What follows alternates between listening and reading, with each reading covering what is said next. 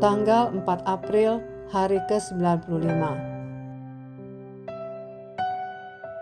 Bacaan 1 Raja-Raja pasal 12 sampai pasal 16.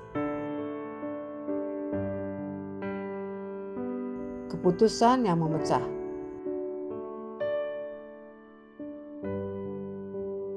Garis besar. Perpecahan kerajaan Israel terjadi bukan dalam semalam. Itu adalah hasil dari keputusan-keputusan yang salah yang dimulai sejak masa Salomo dan memuncak pada masa Rehabeam. Ketika rakyat meminta keringanan beban, Rehabeam menghadapi dua pilihan: mendengarkan nasihat para penatua yang bijak atau mengikuti saran para pemuda yang tidak berpengalaman. Ia memilih yang kedua. Dengan kesombongan, ia menambah beban rakyat. Keputusan itu memicu pemberontakan besar. 10 suku di utara memisahkan diri di bawah kepemimpinan Yerobeam. Sementara 2 suku tetap bersama Rehabeam di Yehuda. Yerobeam kemudian memperkenalkan penyembahan berhala dan sebagian besar raja Israel mengikuti jalan yang sama. Di Yehuda, beberapa raja seperti Asa mencoba membawa umat kembali kepada Tuhan, tetapi sering hanya berlangsung sementara. Satu keputusan yang salah dapat membawa dampak panjang bagi banyak orang. Renungan harian. Lingkungan sangat memengaruhi kehidupan Anda. Coba urutkan pengaruh berikut dari yang paling besar dalam hidup Anda atau keluarga Anda. Internet atau sosial media, televisi, gereja, orang tua, teman, sekolah, saudara atau saudari.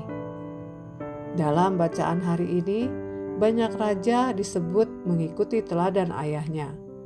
Anak-anak sering meniru apa yang mereka lihat, bukan hanya apa yang mereka dengar. Jika orang-orang terdekat Anda mengikuti hidup Anda hari ini, apakah Anda akan bersukacita atau justru merasa khawatir? Luangkan waktu untuk berdiskusi bersama keluarga.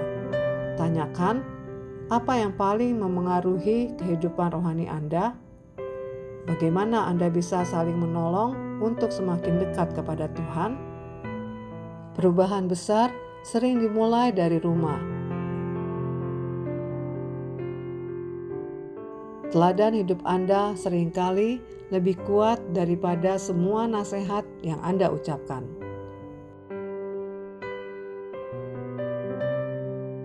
Pendalaman.